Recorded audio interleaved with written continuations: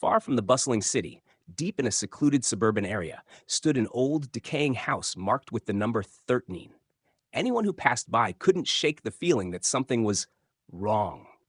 Dust-covered windows, peeling paint, and a rusted 13 on the heavy wooden door. This house had stood untouched for decades. No one stayed there for long. Previous tenants had all left in a hurry, never explaining why. Rumors whispered of Henry Wilkes, the house's former owner, who mysteriously vanished after a string of unexplained disappearances. But his body was never found, and some believed he never left. Jake, a young man looking for a fresh start, didn't believe in ghost stories. When he saw the ad for a house for rent, cheap, he jumped at the opportunity. A big house at such a low price? Who could say no? He thought, gripping the keys as he stepped inside. But the moment he crossed the threshold, a cold shiver ran down his spine. The house was too quiet. Not the peaceful kind of quiet, but a heavy, unnatural silence, as if it was watching him. The first few days were uneventful, but as night fell, things began to change. One night, while fast asleep, Jake suddenly woke up abruptly. In the still darkness, he heard it. Slow, deliberate footsteps on the wooden floor downstairs. Holding his breath, he listened. Could it be the wind? A stray animal? But no, the steps weren't random.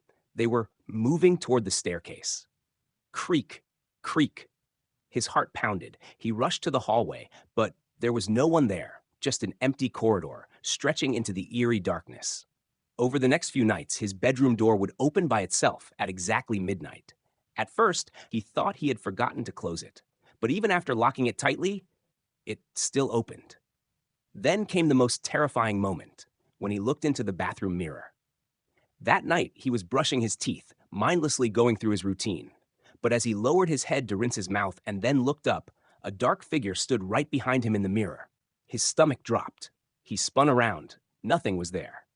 But in the reflection, the shadowy figure remained, staring at him. Terrified, Jake decided to investigate the house's history. He approached Mrs. Louise, an elderly neighbor who lived nearby. When he mentioned house number 13, her face turned pale with fear. You live there?" she whispered. Jake nodded, waiting for an answer. She leaned in and murmured, "Henry Wilkes once lived there. He was a monster, a killer, but the police never found his body. Some say he never left." A chill ran down Jake's spine. That night he heard knocking. Slow, deliberate knocks coming from inside the living room wall. Knock, knock, knock. Trembling, he pressed his hand against the wall. That's when he realized there was an empty space behind it. With shaking hands, he searched the wall, and after a few moments, a hidden door creaked open, revealing a dark, foul-smelling room. Inside, dust-covered tables were littered with old photographs. As he picked one up, his breath caught in his throat. They were pictures of past tenants, each one captured as they slept in this very house. And the final photograph was of him. Jake's blood turned to ice. Before he could react, a cold breath brushed against the back of his neck. Jake spun around. A towering shadow stood in the darkness. Slowly, it stepped forward into the dim light. It was Henry Wilkes. His face was twisted, his eyes deep, hollow pits of darkness. His mouth stretched into a sickening grin. "I've been waiting for you." Jake screamed, but before he could run, everything went black. A month later, a new sign appeared in front of house number 13. House for rent, cheap. A new tenant stood at the doorway, holding a key, curiously peering inside. From the upstairs window, a dark figure stood behind the curtain, silently watching.